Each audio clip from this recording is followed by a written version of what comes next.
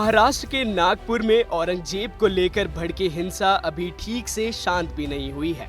इस बीच समाजवादी पार्टी के नेता और राज्यसभा सांसद रामजी लाल सुमन चर्चाओं में आ गए हैं। उन्होंने राज्यसभा में गृह मंत्रालय के कामकाज पर चर्चा के दौरान राणा सांगा पर विवादित बयान दिया है, जिसके बाद देश भर में रामजी लाल सुमन की आलोचना हो रही है। रामजी लाल सुमन ने राणा सांगा पर क्या कहा है और कौन है रामजी लाल सुमन, इस खबर में आपको बताते हैं। सबसे पहले आपको बताते हैं कि रामजी लाल सुमन ने ऐसा क्या बयान दिया जिसके बाद घमासान मचा हुआ है।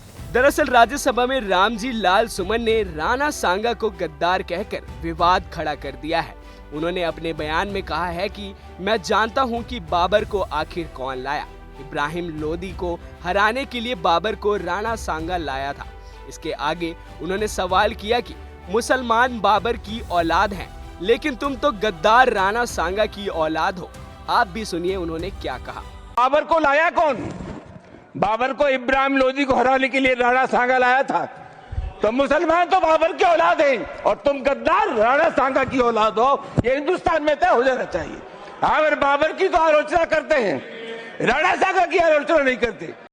रामजी लाल सुमन के इस बयान के बाद पूरे सदन में हंगामा मच गया और बीजेपी सांसदों ने उनके इस बयान पर विरोध जताया, जबकि राज्यसभा के उप सभापति ने उन्हें संसदीय मर्यादा बनाए रखने की नसीहत दी और शांत होने को कहा। अब जरा आप ये भी जान लीजिए कि आखिर कौन है रामजी लाल सुमन।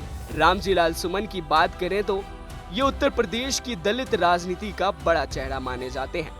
रामजी लाल सुमन का जन्म 1950 में यूपी के हाथरस जिले के भैजोई गांव में हुआ था। कॉलेज के दौरान ही रामजी लाल छात्र राजनीति में एक्टिव हो गए थे। बता दें कि इंदिरा गांधी की ओर से लगाए गए आपातकाल के दौरान रामजी लाल को भी जेल जाना पड़ा था।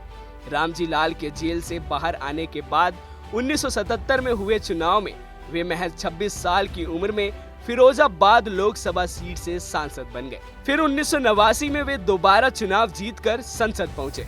इसके बाद 1993 में समाजवादी पार्टी के गठन के बाद रामजी लाल मुलायम सिंह यादव के करीबी बन गए।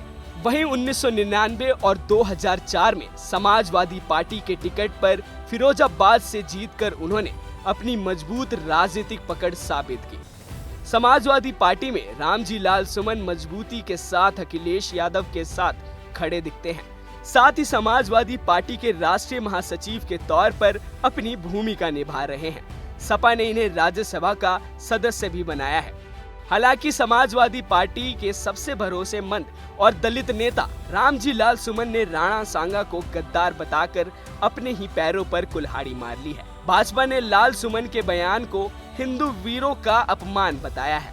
उत्तर प्रदेश में भी अगले कुछ सालों में विधानसभा चुनाव होने वाले हैं। ऐसे में चर्चा है कि रामजी लाल सुमन के विवादित बयान के बाद समाजवादी पार्टी की खटिया खड़ी हो सकती है। रामजी लाल सुमन ने जो राणा सांगा पर बयान दिया है, उस पर आप क्या सोचते हैं? हमें कमेंट बॉक्स में जरूर बताएं।